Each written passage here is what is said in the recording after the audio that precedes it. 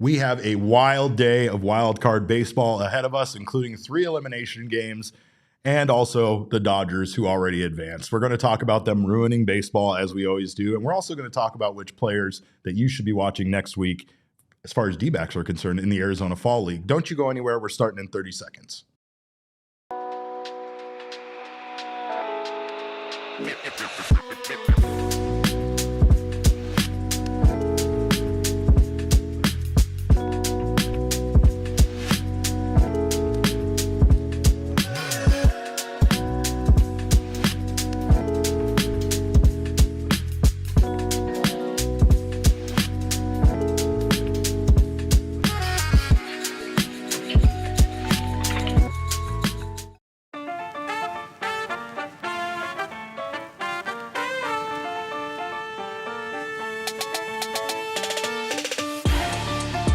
SkeeYee and happy Thursday to you all. Welcome into another edition of the PHNX Dbacks podcast, live from Studio K, presented by our friends at Circle K. My name is Derek Montilla, occasionally known as your mayor of PHNX. This is my pet snake, JJ. And that over there is the one, the only Damon dog on the ones and twos. Welcome into you all. Thank you guys for being here. It's another wonderful edition of the PHNX Dbacks podcast, or as I'm going to start calling it, the PHNX MLB podcast, because we have lots of fun postseason games to talk about, including 3 elimination games today. And none of this involves the Arizona Diamondbacks. But we are going to talk about the Dodgers advancing past the Reds, and if the Diamondbacks would have done a better job than the Reds did here taking on the Dodgers. Hello to you, Michael. Glad to have you here. Appreciate you guys all being here, of course. This show is brought to you by our friends at Bet365 in Game Time. Make sure to go download the Bet365 app right now. Use that code of PHNX365 when you sign up. Use that code. You'll get yourself some bonus bets over there for following a few easy steps. Over at Game Time, use our code of PHNX. You'll get $20 off your first already low ticket order. Damon, we sit here on a fairly historic day. According to Jeff Passan, today marks the second time in baseball history where there will be 3 winner-takes-all games played in one game. Makes this first wild card round pretty exciting. I mean, we talked about the format yesterday, but having it come down to this for these teams is pretty fun. It is, but sadly, the only one I care about is not playing today.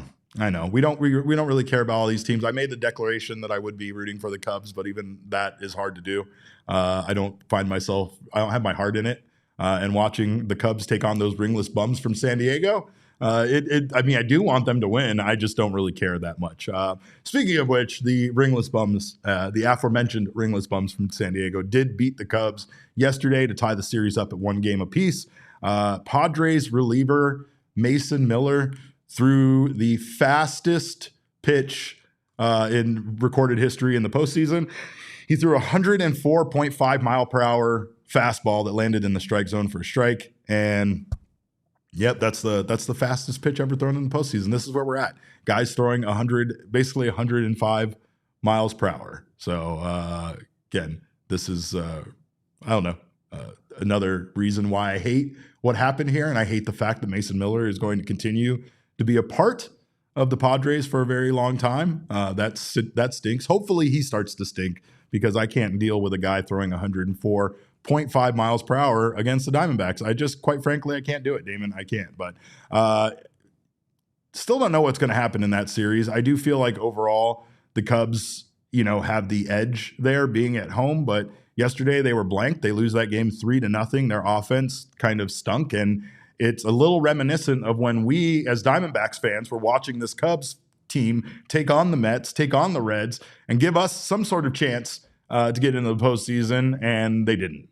So, more of the same yesterday by the Padres, and of course, Dylan Cease, very, very good. I'm noticing a trend, though, and something that I don't think the Diamondbacks could have really hung with in this postseason is the fact that a lot of these teams are not letting their starters go very long. A lot of these teams, like the Cubs yesterday, went with an opener in Kittredge and then turned to Imanaga in the second inning for the bulk of the work. But Imanaga only pitched 4 innings yesterday for the Cubs. Dylan Cease only pitched 3 2/3 innings for the Cubs. And it was more of the same in the Tigers-Guardians game. So again, with these games being so critical, you are seeing teams quickly turn to their bullpen. And quite frankly, it's another reason why I think the Diamondbacks would have been outgunned here in the playoffs, because quite frankly, they don't have the bullpen for that, right? Again, Padres take that one 3-0. No offense there from the Cubs, and Manny Machado went yard in that game. For the other game I was talking about, Tigers versus Guardians, the Guardians win that one 6-1, despite it being very close late in the game. Brian Rocchio, is that how you say his name? I'm not good with names. He had a solo home run in the 8th inning and became the first player in Cleveland history, not Guardians history, the entire franchise's history, to hit a go-ahead homer in the 8th inning or later when the team was facing elimination in the playoffs. And that was a 1-1 game there in the 8th inning. Bo Naylor, brother of one Josh Naylor, also went yard. He was 1 for 4 with a 3-run home run as part of that huge 5th inning that allowed the Guardians to take the lead there and win that game 6-1. The Tigers, meanwhile, weren't in a great place. They stranded a franchise record 15 base runners and went 1 for 15 with runners in scoring position yesterday. Not good. And like I said, as far as the pitching was concerned, Casey Mize gave them 3 innings in that game. So again, a very quick hook in that game. And then more of the same from the Guardians, 4 innings pitched by their starters. So teams, again, very quickly moving on from their starting pitcher in these games because of how critical they were. Casey Mize only pitched 3 innings. He only gave up 1 hit, 1 earned run, walked 2, struck out 1. Shane Beebe, he went 5 2/3, or Tanner Beebe, sorry. He went 5 2/3 or 4 2/3 innings pitched yesterday. So again, guys not lasting very long, and teams not waiting very long to turn to their bullpen. Let me see. Killer X says they don't have a manager. Also, Stephen Vogt, a real manager. And he, Killer X is broken. I don't know what happened to him, but he is losing his mind apparently. Candace, good morning to you. Glad to have you guys here. Hope you guys are interested in a fun day of baseball that does not include the Diamondbacks. And I hate to say that. It's gross to say, but it's still a fun day of baseball with these 3 games, 3 teams facing elimination. And I could very well get to see our very own Noah just break down in tears here soon if his Tigers don't advance past the Guardians. And I could leave after I do this show. I have a very small amount of work I have to do once we wrap here, but I plan on sticking around to see that. I want to see a full-grown man who, quite frankly, really just, I mean, he harasses the rest of us. That's the best way to say what Noah's behavior is. That's a good way of putting it. He harasses the rest of us. He said every morning, here's a good example. Every morning when I walk in, Derek, he says, well, look what the cat dragged. Every single morning. Every single morning? It's pretty diabolical. That is insane. It puts me in just an awful mood from the jump. Yeah. The first interaction I have with any single PHNX employee is a bad one. And then you have to go share an office with him and like work silently with him while he does weird things throughout the day. Quite frankly, there's times where Noah feels unshakable, and being a Michigan fan in general that's shocking. It's shocking that he's not more rattled, but he is. I think that probably like hardens you up. Yeah, being a Lions fan, you wouldn't last a minute in the asylum that raised me kind of situation, right? I mean, being a Lions fan must be torturous. Oh my God!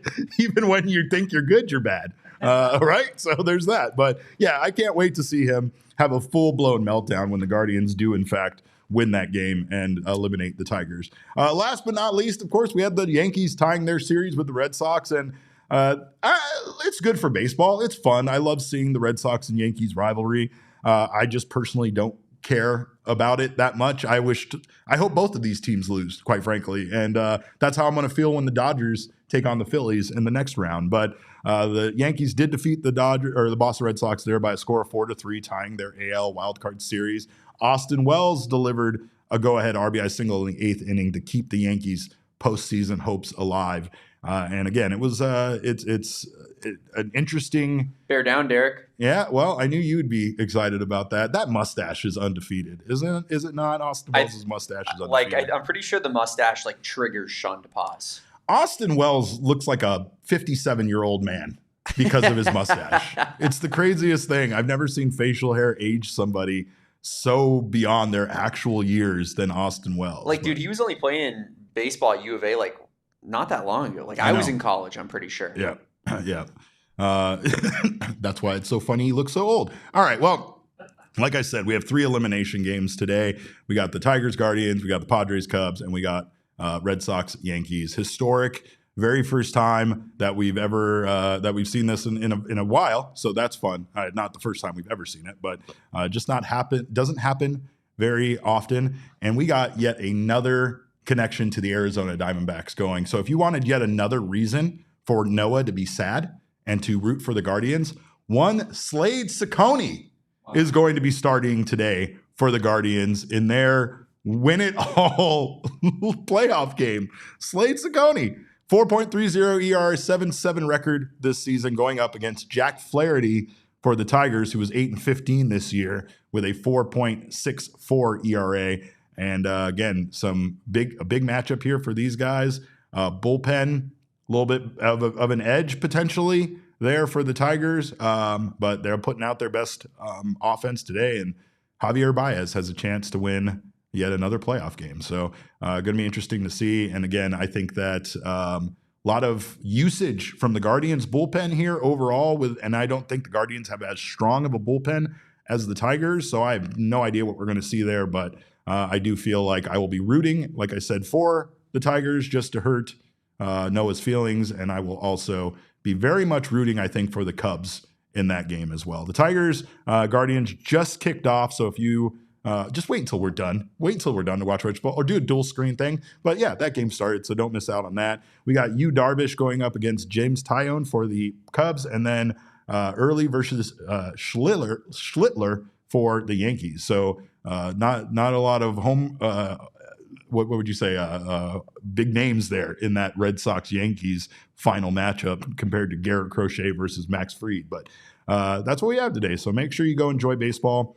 I know this round kind of sucks when your team just got eliminated, right? Like you really. What are you talking about, Derek? Your Dodgers, they won last night. Oh my God, he won't stop because I want to bet, and I bet on the Dodgers last night, and we're going to talk about it. And I'm not afraid. I'm not scared to talk about it, Damon. I won $277 on the Dodgers last night. We're going to talk about it on the other side of this break. Why should you be afraid? It's your favorite team. Oh, God. There's no stopping what's about to happen on the other side of this break. Michael Dixon is right, by the way. Slade is looking filthy. I mean, Slade almost got that no-hitter not too long ago. And again, we're going to talk about it this offseason, but I still think a great conversation could be had for if the Diamondbacks' biggest mistake this past offseason was trading Slade for Josh Naylor, which eventually they also traded at the trade deadline. Yeah, they had to also know that was going to be a possibility, right? With Josh Naylor's contract ending at the end of the year, they had to know that there was a good chance that if things didn't work out for them, they were going to end up trading him at the trade deadline. I understand the desperation to win. I understand the desperation by this team, not knowing what this year was going to be, to add Josh Naylor and to solidify their situation at first base after Christian Walker left as a free agent. But there's a lot of discussion we can have about that Slade trade and if we will come to regret it. I feel like we already did throughout the course of the season, considering how thin the depth at starting pitching ended up being for this team. Slade could be in the Diamondbacks rotation and could be very much helping us out in 2026, all things considered, even though his numbers don't look that great. Like Michael said, he has been looking filthy as of late. So we're going to talk about a lot of other guys, including some Arizona Fall League guys to keep an eye out for next week when that league starts, as well as we're going to talk about the Dodgers versus the Reds, the Dodgers advancing, and if the Diamondbacks would have fared better. We're also going to talk about this payroll situation. So don't you go anywhere. We'll be back in 2 minutes. You're watching the PHNX Diamondback Show. Well, if you need to get yourself hooked up with a wonderful snake like this or any other snake paraphernalia for your Diamondbacks fandom, I guess maybe that might be next year. If you want to get yourself hooked up for ASU, Suns, U of A, or of course the Cardinals, make sure to check out Rally House. Rally House is the go-to place for Arizona sports team gear with tens of thousands of products to shop from. And of course, new, unique, and something different every single time. You'll never find the same thing twice out there. You'll always find something that matches your game day vibe and matches exactly what you're looking for, whether it's a cooler, whether you're looking for drinkware, signage, stuff for your tailgate party. It doesn't matter. They got you covered over at Rally House. They have shop locations in Tempe, Mesa, and Glendale right now. And of course, they have the best selection of Arizona sports team gear, and they only carry Arizona sports teams too. So find your local Rally House location and shop their entire product assortment online at rallyhouse.com today. And of course, whatever the moment, it is never ordinary at Bet365. It was not ordinary for me yesterday. I put a little same game parlay on the Dodgers to win. I took Yamamoto to have over on his strikeouts. I took him to have over on outs recorded. I took one Teoscar Hernandez to have 2 total bases. And I also believe I took over 8 runs scored total in the game. And all of those things hit. Yet, let me tell you what was beautiful about it. Those things hit in the 8th inning, in the 7th inning, 8th inning, right? Because the Dodgers went up by 5 runs. They were up 7-2. And once they went up by 5 runs, I was allowed to root against them at that point for the rest of the game. Because thanks to the MLB early payout offer, I was a winner in that moment. So not only did I get that $277 and put that into my pocket, but then I immediately turned around and started to root against the Dodgers as hard as I could. So that's another beautiful part about the early payout offer. You can hedge your bets emotionally, and then once you do win, now you can turn on the team. You can turn heel on the team you were rooting for and hope for them to win. And that's what I did yesterday. You can do the same thing too over at Bet365. They also have early payout offers for NFL, where you're a winner if your team goes up by 17 points with an early payout offer. It's instant and it's early and it's marked as a winner on your parlay and same game parlay selection. So do not miss out on Bet365 and all of the fun there is to be had. Of course, get down right now. New customers will get yourselves 200 bonus bets. All you got to do, sign up right now. Bet $5 and win or lose. Sign up using that code of PHNX365. Deposit $10 and place a bet for $5 or more to get $200 in bonus bets if your bet wins or loses. Bonus bets can be used on the spread, totals, players, prop, futures, and more. Whatever the moment, it's never ordinary at Bet365. Must be 21 or over and physically located in Arizona. If you or someone you know has a gambling problem and wants help, call 1-800-NEXT-STEP. Text next step to 53342 or visit problemgambling.az.gov. My favorite thing about Bet365, Derek, it's so underrated in my opinion, is the interface. I feel like people, it's not maybe one of the more popular sports books out there. So people think they hear the name and they're like, it must be one of these rinky-dink operations. Oh, Absolutely not. No. It is up there with the top of the line when it comes to interface, You're so right. The workability of the app, how when you press buttons, what you want to flash on screen happens immediately. It works. Unlike other apps where sometimes you press a button and you're waiting for 5 freaking seconds for the bet slip for it to populate in your bet slip. Everything. I love Bet365. Everything about Bet365 is better. And this is just, like you said, this is honest user feedback from yesterday. 100%. The odds are great. The early payouts are unbelievable. The profit boost. Here's an example, Derek. I haven't said this on this show. I've talked about it on Wildcats, though. When I went to the ASU TCU game, I went with a bunch of my TCU buddies. Why do you have TCU buddies? That's weird. There was 6 people from my high school that went to TCU. Wow. And 2 of my best friends in the world That's were crazy. Included in that 6. Did they go together? Yeah. That's insane. They were in the same frat. And that makes a lot of sense, actually. And I would go out there and watch football games while they were there in school. It was a lot of fun. But so I went to the game. I bet on TCU money line. Bet365 has an up 17 football payout. Yeah. TCU goes up 17-0. They lose the game. Yeah. I made all of my money and paid for my ticket with the TCU early payout. Yeah. Bet365 is unbelievable. I thought something broke with it. I thought something was wrong because before Bet365 had even told me I was a winner on my slip, they had already given me my money. They were like, here's $292. Go ahead and put that in your bank, And I was like, I thought something had gone wrong. I felt like I was stealing the money. I was like, quick, before they have a chance to think about this and realize the mistake they made. No, it was my mistake because the Dodgers were up 7-2 and it was an early payout offer. They were like, it doesn't matter what happens from this point on. You're a winner. But you're right about other things. I feel like other apps do make it far more complicated for you to do something as simple as depositing, let alone withdrawing your money, let alone where it needs to go to. Like with Bet365, it deposited right into my bank account. There was no middleman of sending it to Apple or sending it to and every parlay PayPal has a or whatever. Bonus. Every single parlay has a bonus. I made an extra $92 off of that bet because of the 50% dude. It's we could do this all day, all the rest of the entire show. Well, we probably should because once we get into the Dodgers versus Reds outcome, you are going to start accusing me of very much being a Yamamoto fan. I've had to convince my friends, guys, get on Bet365. it's serious business, and No, they yeah. have, and they all Yeah. really like it. Yeah, and I think you're right. I think the biggest thing about it is the ease of use. I think sometimes even something as small as doing a same game parlay can be very cumbersome on other apps where it's like not letting you do it and you're trying to, put the stuff together. Bet365's user interface is easy, and the explanations are right there too. So if it won't let you do something, it usually does a good job of telling you why these two bets can't be parlayed together or whatever. So again, I think we've given you all the reasons to hop on Bet365 and all the reasons to maybe hop on betting for this Dodgers offense because they crushed the Reds. And like Damon said, I think that overall at the beginning of this game, there was a feeling, especially with me having money on the Dodgers, that things were going to go sideways for the Dodgers. And of course, the only time that the Dodgers would completely combust is when I have money on them. But they did not. They essentially did what the Dodgers do, man. I mean, even when things aren't going well, even when their offense isn't really operating well, they hang in there. And then suddenly out of nowhere, they have their big inning. And that's exactly what happened to the Dodgers yesterday. Late in the game, they broke through. They eventually put up 8 runs on the Reds, and they win this one by a score of 8-4. It was a big 4-run 6th inning that won me my bet and won the Dodgers the game.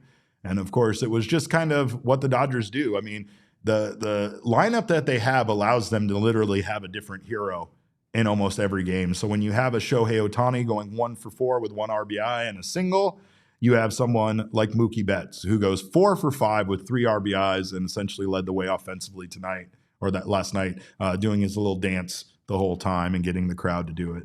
And Damon has throw up all over his living room. And honestly, this was another one of those outings where like we got the best Yamamoto in that third game against the Dodgers, but somehow this Yamamoto looked, at least early on, a little susceptible. I mean, the runs were unearned. So the runs came from Teoscar Hernandez missing an easy fly ball that he should have caught. And instead, he ends up hanging in there and not allowing another run the rest of his outing. Bullpen was shaky. The bullpen was not perfect. They still have a lot of problems with that bullpen, and that's essentially what any opponent facing the Dodgers between now or in the postseason has to realize is that their bullpen is trash, and their bullpen is not going to get any better. And I think that that's one thing the Diamondbacks have done a good job against with the Dodgers is keeping the score close, waiting until those late innings come around where they have to turn to their bullpen and attacking when the time is right. It's the way that they came back in the first 2 games of that 3-game series, and it's the way they won the first game of that series. But the question now is do the Dodgers, who have ruined baseball with their payroll, would the Diamondbacks have fared better against them? We kind of talked about this a little bit yesterday, Damon. I know you weren't here, but overall, it feels like after watching what the Dodgers did to the Reds, I don't know if the Diamondbacks would have had a better chance against them. And one of the reasons why is because of the way that the Dodgers were able to just pile on runs, especially in this game against the Reds bullpen. And even though the Reds bullpen isn't one of the best in the league, it's still better than the Diamondbacks. So I just have a hard time believing the Diamondbacks, with the state that they came into the postseason or ended their season in, that they would have been able to do much better here in this 2-game series against the Reds. Now, I hear you, Derek, but I also think that give us a shot. 100%. Right? That's and I think the Diamondbacks, in a weird way, are almost like specifically built to beat the Dodgers. They are. And so I will say that Terry Francona is a great manager. He's an absolutely outstanding manager, and there's no way around saying that. They have a young, exciting team, and that team, hopefully for them, is going to be good for years. This is just the beginning of them. But it was easily the most overmatched any team was in this playoff. I think everybody was assuming that the Dodgers were going to sweep the Reds like they did, and that's what happened. I mean, Terry Francona said something very, very relevant after the Game 1 loss, and that was, he said, we don't have the ability to outspend mistakes. So you try not to make very many of them. I love that guy, That man. is amazing. That's my goat, dude. That is an amazing thing to say about an opposing team. Like, he's not really saying it about the Dodgers, but he's saying it about the Dodgers. Hell like, yeah. We don't have the ability to outspend mistakes. And that's actually what the Dodgers have done. 100%. That's facts. Like, we talk about it with the Dbacks. The D-backs, it's hard for them to get over a Jordan Montgomery mistake, an God. Erod mistake, Yeah. a Madison Bumgarner mistake. It's literally debilitating to the franchise. The because Dodgers of it. just if it doesn't eat work it. out. They just eat it and move on, and they say, "Who's the next guy we can get 3 sign?" more. 100%. Yeah. And so it's different. I mean, it's just a different playing field. It's not like this is only the Dodgers, right? 6 of the 12 postseason teams have payrolls north of $200 million, right? The Red Sox are close. They're about $500,000 short, but they're right there as well. The Dodgers overtook the New York Mets as the most expensive roster with their in-season moves that they make. It's like the Dodgers and the Mets are battling for who can spend more. And then the Mets, who are the second biggest spender in baseball after the Dodgers, didn't even make the postseason.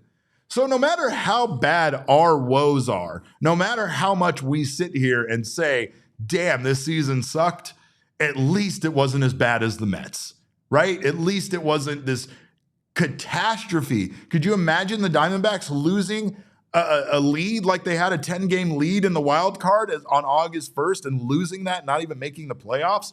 That's insane. And again, they didn't make the playoffs despite spending $428.8 million. The Mets' payroll after in-season moves was $339.7 million, and they project to pay nearly $90 million in taxes. This is the reason why we keep warning, and I lose sleep at night about the 2027 season, because this is coming to a head where something needs to be done. Owners are going to put their foot down in regards to this spending.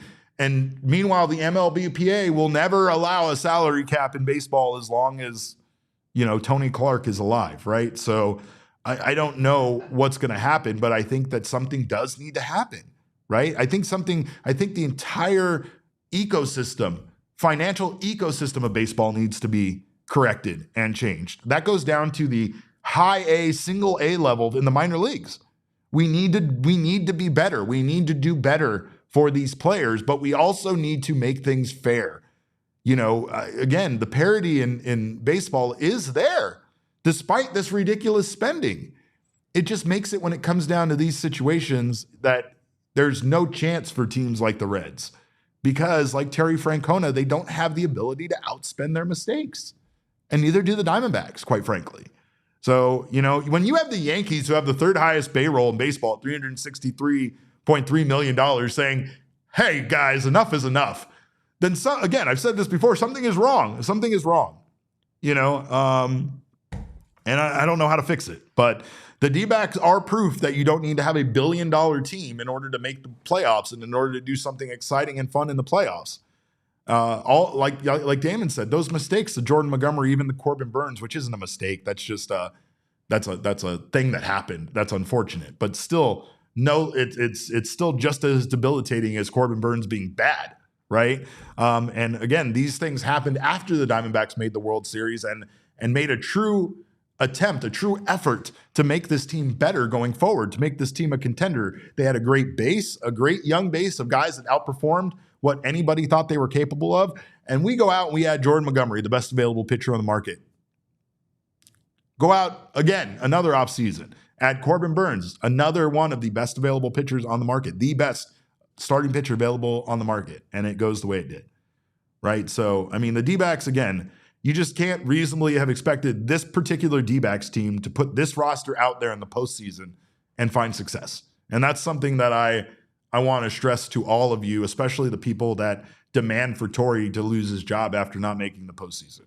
At the end of the day, they just didn't have the roster, and that's very similar to why they didn't make the postseason. At the end of the day, they didn't have a roster. I still don't love Mike Hazen saying that he gave Torey a bad roster, because I still don't love the way that makes players that are part of that roster feel. And a lot of guys really did emerge as dudes and studs for this team throughout this season and deserve their flowers, deserve their credit. Geraldo Perdomo being the one that comes to mind first and foremost in regards to development and what he became over the course of this 2025 season under his manager, right? I did have a comment on YouTube the other day that kind of threw it back to, like, how can you say Ketel Marte and Geraldo Perdomo blossomed under Torey, but then this bullpen stunk? Well, this bullpen stinks. That's it. Like that's it. I mean, I could say it because have you stinks. seen the bullpen? Yeah, like, I mean, it's no manager is going to be able to develop this bullpen. And I mean, to be fair, there are a lot of young arms that we discussed. It's John, get out of here. It's the off season. Shouldn't he be at San Diego at SeaWorld with Brian Nelson? He was just making sure no one was He's saying always anything here. nasty. He's always watching. He's always listening. But Michael Dixon says going 17-17 against last place teams was unacceptable. Probably the worst thing that the Diamondbacks did, and probably the thing that Torey Lovullo is most culpable for. But at the same time, too, that 17-17 record is also because this team just didn't. A lot of those are games they gave up after having a lead due to this bullpen's being so bad. And again, it goes far beyond the injuries. It really does. It goes to roster construction, and that's the reason why Hazen took responsibility and accountability the way he did. The roster is constructed in a way that losing Justin Martinez and losing AJ Puck was enough to make this bullpen a disaster, right? And losing two guys, even if it's your two best guys, shouldn't be enough to make your bullpen a complete disaster. That's where we were at. But what's more concerning, obviously, was the comments made by Ken Kendrick, which then makes us wonder, where are we going to even be after this offseason? Where are we going to be in 2026? And if you have not seen the comments, this is what Ken Kendrick had to say. He said this was on Burns and Gambo, said, will we spend $220 million next year? I don't think that we will. Will we have a very significant payroll that will allow us to compete and be in the playoffs? I think we will. And then he went on to say, I think it'll be a handsome number that will allow us to have a very competitive team, and I wouldn't want us to back away from the focus on being in the postseason a year from now. What do you take away from that, Damon? Like, I think that as contradictory as that might sound, it's very reasonable, right? Like, they're going to have to do more shopping in the bargain bin, but instead of that shopping happening shopping, the word is shopping, right? Instead of that shopping happening during the season like it did last year, Mike Hazen can go out and add to this team this offseason, which is far easier to do. Yes, he's going to have to stretch a dollar further, right? But they do have the fact that when the All-Star break comes around, they kind of got some horses that are going to be returning to this team, including Corbin Burns. So at that point, there's a transformation that could take place based on the players they add, where maybe guys get moved to the bullpen and help bolster the bullpen at the midseason point because they have that extra arm in the starting rotation or whatever the case may be. But it does feel like this team is not completely screwed, I guess you could say. No, so obviously they have pieces, right? We all know they have building blocks for the future. They have Perdomo, Corbin, Cattell, like those guys are the bones of a really good baseball team, in my opinion. So I think, obviously we've talked about the number of holes on this roster, and it's going to be hard to fill all those holes. As we've mentioned, the Diamondbacks are not the Dodgers. They can't just eat over, bad contracts and get over it, right? But I think you see, like, for example,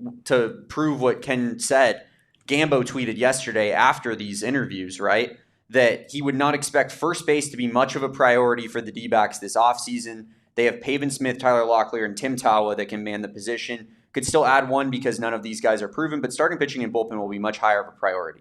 I think that's exactly what you're seeing. They're going to take some losses in some departments like, hey, we're going to have to trust Pavin Smith and Tyler Locklear to be better this year. I tweeted that the 30th ranked OPS in baseball from the first base position in 2026 is now incoming, and I believe that. But I think that in terms of what Ken Kendrick's saying, they don't have money to just fill every hole, but they are going to attack some positions, and then they're going to leave some up for development and hope that they just improve in some facets as well. Candace wants to get a GoFundMe started for the Diamondbacks to get some starting pitching. She asked, I think that they'll spend on starting pitching, right? Like that seems to be what Ken Kendrick's kind of message is that they're probably going to spend on pitching and let the lineup kind of fall into place, I bet. It makes me think of what the Royals did a few years ago where they went out and they added like Seth Lugo and guys like that had good numbers but weren't by any stretch of the imagination the highest WAR pitcher available on the market or the best pitcher available on the market, but a solid pitcher. And I think that's what the D-backs need. And they can kind of get through this first half of the season. And I think that they can. And especially considering Torrey expressed that change of mindset, right? The change of mindset that dictates that this team needs to have a sense of urgency right away, including pitchers and catchers reporting, including spring training. Like, get your stuff together in spring training. Can't say the word I want to say, but get your stuff. I'm going to say get your act together. Get your act together. Get all of your act together. Put it in a bag and take it somewhere. Where? I don't care. Just take it somewhere. Get your act together and get it together in spring training. Don't use the month of April as some sort of extended spring training. And that, I mean, to be fair, that is hypocrisy at its finest from Torey Lovullo, because I feel like he was the one that said that in April, right? When people were like, hey, why are you already giving guys off? And why are you slow playing this? And why are you doing this? And why are you doing that? Well, Torey at the time expressed it's a long season and, you know, that they're getting ramped up and all of this kind of jargon that he uses. But at the end of the day, it really meant that the team wasn't ready to play come opening day. And we know that from last year, from opening day, when they made the decision to go with Zach Gallen over Corbin Burns, that entire season was just set on a weird alternate timeline, right? Like somewhere in some branch of the great timeline that we live in, there is a branch where Corbin Burns started on opening day and the Diamondbacks won the World Series in 2025. We don't live in that branch. We live in this one where Zach Gallen started on day one because of feelings, I guess, or, you know. Respect. Respect? It's about respect. I mean, we do know Torrey's Italian. Yeah, I know. Well, it's about respect. It's about respect. It's about respect. As is Sunday night dinner over at his house for sure. But I can't wait for this. I can't wait. This one's gonna be electric. I heard lasagna. I heard he was watching our show, so he might have a couple of things to say to us about what's been going on the last 2 weeks. Wants to have a long talk about Killer X for sure. But at the end of the day, the reason why we discuss this is because the Dodgers have once again ruined baseball. They've ruined baseball. And again, just that minor comment from Terry Francona is a shot at the Dodgers ruining baseball. No team should have the ability to outspend their mistakes, period. Mistakes could be made. Maybe you can pick up a guy or two, but the Dodgers and what they're able to do is disgusting. It's disgusting. And it feels like it's never going to end. Sure, I mean, maybe in 5 years we have an older Ohtani and older Betts and older Freeman, and none of those guys can produce at the same level that they can. And we're all laughing at the Dodgers being a bunch of geriatrics, right? But that probably won't happen. They'll probably find a way to continue to adapt and add the youngest arms, and they'll probably figure out a way to give Ohtani transfusions of young people's blood. Yeah, he'll do the Tom Brady method of drinking blood of children 100%. And just stay young for sure. 100%. There's no doubt about it. The man's a criminal. So, but anyway, we're going to talk more about the Diamondbacks on the other side of this break. We're going to take a look back at memory lane because it is time for another Throwback Thursday. And of course, things that happen during this time of the year are either really good or really bad. We're going to take a look at all of them. Don't you go anywhere. You're watching the PHNX Diamondback Show. Well, for more than 15 years, Access Insurance Agency of Arizona has provided affordable and reliable car insurance to drivers in the Phoenix metro area.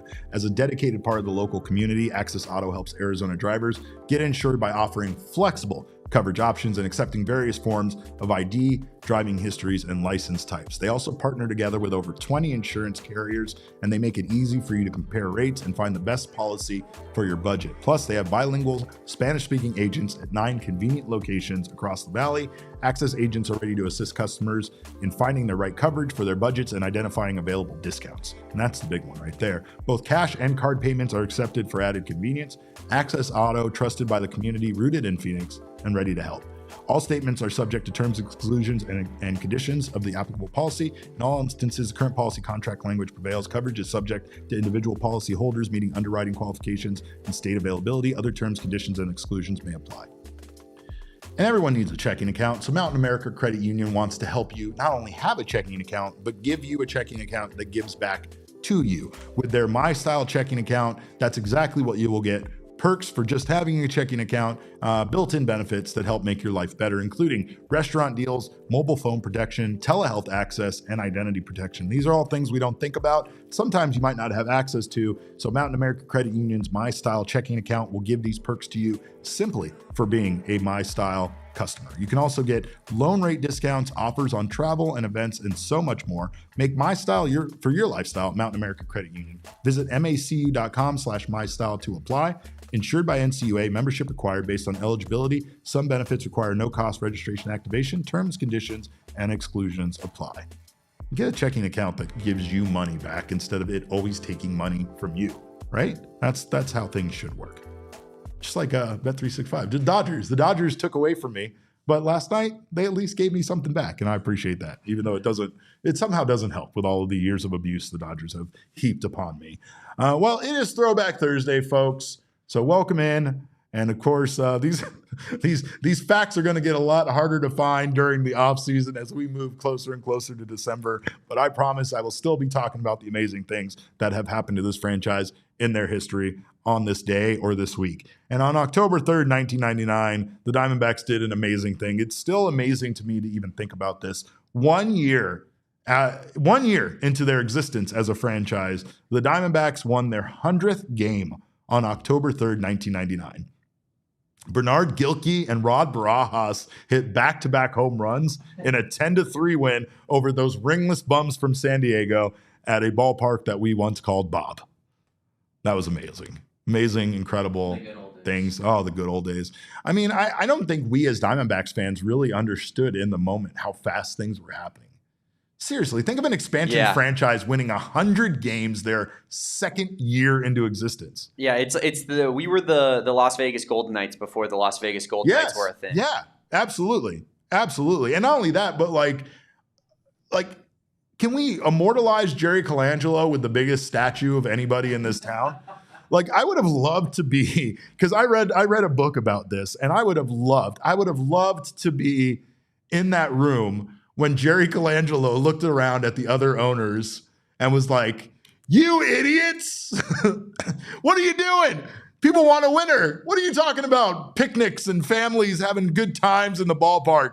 This town wants a winner." And if it wouldn't have been for Jerry Colangelo, who knows what this team would have been? They probably would have been the Tampa Bay Rays and taken them close to 15 years in order for them to gain traction, or 10 years to gain traction and start winning and make the playoffs. I mean, the Rays are still threatening to leave Tampa Bay every week. I mean, that's you could make the case that that's the situation the Diamondbacks would find themselves in. They played, if you look up the history of that ballpark in St. Petersburg, they built that to steal a team away from another franchise. And it was almost 10 years old when the Tampa Bay Rays started playing there. So no matter how much we don't love our situation with our ballpark, just remember how much worse it could be. The storm we just experienced the other day could have ripped the roof off of our ballpark, and then next thing you know, we're playing our games at Salt River Fields, which actually doesn't seem like the worst idea. I kind of like Salt River Fields. But anyway, on October 5th, 2001, the Dbacks beat the Brewers by a score of 5-0 to clinch at least a tie for the NL West crown. Later that day, the Giants did lose to the Dodgers, and the Diamondbacks would win their second division title in 3 years. Oh, the good old days. The good old days. Meanwhile, some Brewers news on this day or on this week a couple of times. First, October 5th, 4th and 5th, the Diamondbacks played the Brewers in the NLDS. Oh, no. They won game 3. I was there. LA's 8-1. I was there. Goldie Grand Slam. Grand Slam. Come baby. out party on national TV. Yep. That was unbelievable. He joined Ricky Ledee as the only rookie since 1998 with a Grand Slam in the postseason. Goldschmidt's 5 RBIs tied a franchise record for the third time.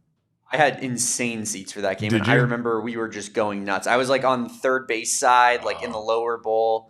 Unbelievable game. That one was a ton of fun. And they were down, right? So they came back. They won 2 in a row. They won games 3 and games 4 to push a game 5. And then we all hate Ryan Braun. We got walked off by Niger Morgan. 10-6 win, though, on October 5th over the Brewers. That was Ryan Roberts' Grand Slam game. 2 Grand Slams in back-to-back games in the postseason. Inject it directly into my veins. Tatman?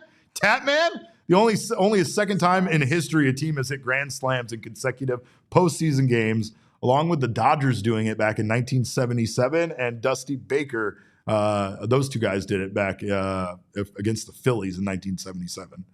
That's crazy. When you're doing something that Dusty Baker did as a player, that's wild, right? Joe Torre back in the day. Yeah, I know, right? On October 3rd, 2016, we have the announcement. And this is something I definitely want people, my snake's getting higher and higher on my neck. This is something I want people to really understand. Dbacks announced that they did not renew the contract of Senior Vice President and GM Dave Stewart and relieved manager Chip Hale of his duties. Now, I have no Chip Hale slander to throw out there during this period of time, but I will say this was the worst period of time in Diamondbacks history. This period of time, the Dave Stewart era for the Diamondbacks, was so mismanaged, was so bad that when I was covering this team during that stretch, I thought there was no way out. I thought the Diamondbacks were essentially going to fall into a hole of failure and despair that they never got their way from. I mean, there are things that were never even reported, including conflicts of interest with Dave Stewart's wife being the agent for players that were mysteriously called up throughout the season inexplicably during his time as a manager. Now, again, with what's happened this year, whatever. Like, anybody's going to get called up. That's a little different. But what happened back then was really weird. And I think that the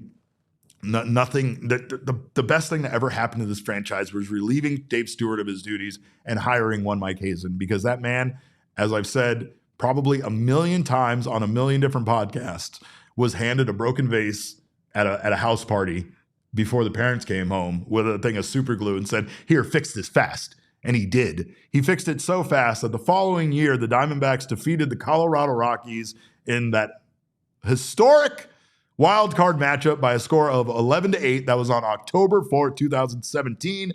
Chase Field becoming the first wild card host to win since Pittsburgh did it in 2013, which was wild. Again, those one-game playoff games were electric, but maybe too little, right? Like, especially the dichotomy of a 162-game season coming down to a one-game playoff series might have been a bit much. Might be my only criticism with John Boy's fix for the postseason and fix for adding some teams to the league. But still, that triple by Archie Bradley will never be forgotten. I mean, Archie, he's probably talking about it right now as we speak. Archie's probably telling somebody in this moment on October 2nd at 12:48 p.m. about that triple. So there's that. Last few years, we had some history made as well. Merrill Kelly in 2022 on October 5th reached 200 innings pitched. That was for the first time in his career, becoming the first D-back pitcher to reach that feat since Zach Greinke and Patrick Corbin did it in 2018. So, and that was I remember Merrill Kelly, that was a big goal for him. He absolutely wanted to reach 200 pitches. And again, big reason why the Diamondbacks got their way out of that hole eventually that they were in that 2021 season. Merrill Kelly, the mainstay. Hopefully he'll be back.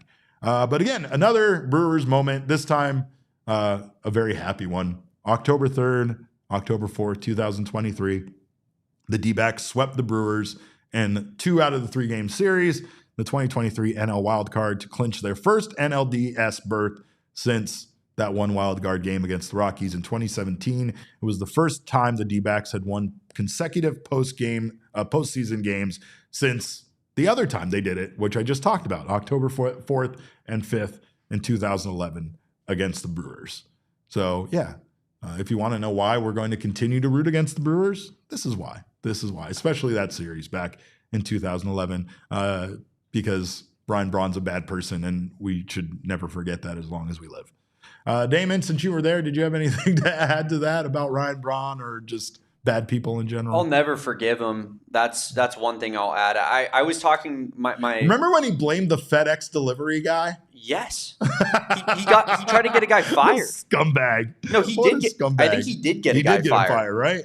Dude, that guy is despicable. And I remember how mad Willie Bloomquist was when they found out. Like, I know the whole locker room was mad, but especially like the team leaders were very upset. Yeah, it was disgusting, man. And it honestly, it kind of killed that era of Diamondbacks baseball. Like, if that team won that series, that game 5, I feel like there's no telling how far they could have gone in that playoffs. They had a really good team that year. They had a good team. Yeah. Like, they had a good team. You know, they had one star, Justin Upton, and then, like, next best player was, like, Geraldo Parra or, like, Miguel Montero or something. You wasn't Goldie part of that team too, right? Yeah, like, that was that rookie. Changing, you know, that was that period of time. Like you said, there have been eras, right? There's the grand old era of World Series baseball, the purple and teal, you know, the Randy Johnson, the Luis Gonzalez. And by the way, on October 1st, 2006, that's when that era changed. That's another day in this week that I kind of skipped over here. Luis Gonzalez, Craig Counsell, and Miguel Batista all played their final games for the Dbacks in a 7-6 loss to those ringless bums from San Diego in front of a franchise record crowd of 48,946 people back in 2006. What a great way to send those guys out, especially considering all that they did for this franchise. But yeah, like you said, that 2011 team, that was the next era. The Ian Kennedy, the Chris Young, the Justin Upton era, and Paul Goldschmidt was a part of that. And then honestly, a few years later, Paul Goldschmidt was the leader of the next era for the Diamondbacks that did involve Archie Bradley and did involve Patrick Corbin and involved a bunch of those other guys that came around during that period of time, including David Peralta, AJ Pollock, and others, right? So the Diamondbacks have had some tremendous eras of baseball with, you know, guys being the anchors and the building blocks of the team. And right now, you could argue that this is one of the most exciting eras of baseball, building around Geraldo Perdomo, Corbin Carroll, building around guys like, you know, obviously some of the young players that we have here as well. Hopefully Gabriel Moreno becomes a part of that core, Blaze Alexander. This is a fun group of guys to watch in comparison to some of the eras that we've had. Really, the thing missing from this era is pitching, and that's something that the Diamondbacks need to figure out this offseason for sure. But we are going to take a quick break. Actually, we're not. I'm going to tell you guys about Rally House before we talk about the Arizona Fall League. But if you missed the PHNX residency, or in general, you just can't get enough of Bo and Johnny, because quite frankly, who can? Join us out on October 3rd at 4:30 p.m. That is tomorrow for a special live PHNX Cardinals show that's going to be hosted by our friends at Rally House. We will be out there in the West Valley at their Glendale location, just a stone's throw away from State Farm Stadium, 2 days before the Cardinals smash the Tennessee Titans and the first overall pick, that loser Cam Ward, who somehow is blaming his poor performance on his team. I'm not gonna lie, right. Derek. I'm a little bit scared of this game. No way. Not from the perspective of no way. I think it's a trap game. There's no way you can be scared of this game. I have Tony Pollard on my fantasy football team. I have been paying very close attention to what the Tennessee Titans are doing. That is a garbage team that just got shut out by the Houston Texans. That's also a garbage team, by the way. And they will not be a problem for the Diamondbacks. They can't score, but they have a decent D, and I think I think we're looking at like a Cardinals Titans like 10-3, just like crap fest. Yeah. But watch it with Johnny and Bo. Yeah, watch it with Johnny. I mean, honestly, get the insight from Johnny and Bo. They're the experts. We could sit here and debate it all day, but go see Johnny and Bo in person. Plus, you'll have a chance to win. We'll be giving away 5 $50 Rally House gift cards to our fans in attendance. The best duo in Arizona sports got to be PHNX and Rally House. This says PHNX Cardinals, but I'm not doing that. I'm not endorsing them in that way. It's us as a whole in Rally House. Don't not include me. That upsets me. You guys know that. I want to be included in everything. Besides, the best duo in sports is me and Damon. That's the truth, if I'm being honest. But speaking of duos, there's a lot of fun duos to see from different teams because the Arizona Fall League is coming around next Monday. We are going to be fall guys once again, so I cannot wait to go out and check out some Arizona Fall League games and, more importantly, report back to you guys on what we are seeing, because even though we don't get to watch Diamondbacks play baseball, we still are baseball nirvana here in Arizona. It's the best place to live if you're a baseball fan, and I mean, fight me on that. That's one thing I will stand 10 toes down on. I won't say we have the best stadium in baseball. I won't even say we have the best run organization in baseball. It's one of the reasons why I think the Diamondbacks would be at a bit of a disadvantage in their managerial search if they had fired Torey Lovullo right now. What?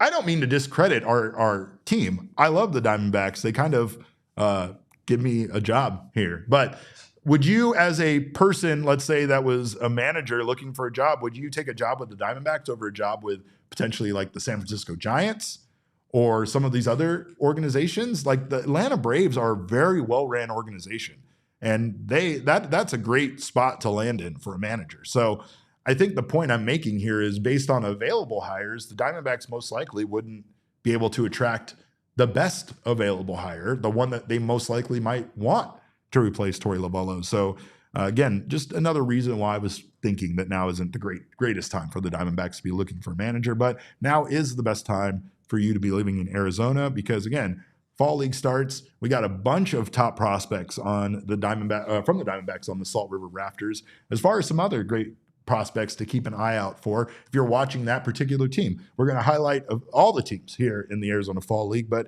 as far as the Diamondbacks are concerned, we are Salt River Rafters fans around here. And from the Diamondbacks, there's a few guys that you can see on the Salt River Rafters that we are keeping an eye on, including David Hageman, who we just got in the at the trade deadline. He is the Dbacks' 15th overall prospect. He has a promising pitch mix, according to MLBpipeline.com. He's got a fastball that tops out around 94 miles per hour and can climb as high as 98, kind of averages around 94, but can get as high as 98. It's got plenty of carry, plenty of arm side run.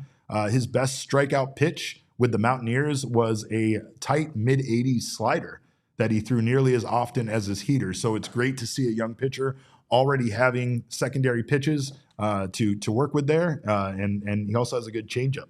Another guy to look out for there is Kyle Ament. He posted a 3.03 ERA with the AAA Reno Aces. He had 29 and 2/3 innings pitched. He had 42 strikeouts and posted a 1.52 WHIP. He is a guy that I've heard a lot of exciting things about, and I know a lot of Reno Aces fans are very high on. And then Hansel Luis, the Diamondbacks' number 12th overall prospect. I believe he is the highest prospect from the Diamondbacks that will be participating in the Arizona Fall League. He's a switch hitter, so that's fun. He's evened out his splits a little bit in 2024. Passes the name test, I will say. Joncel Luis sounds like a guy who's going to be, starting in the All-Star game for this team. 100%.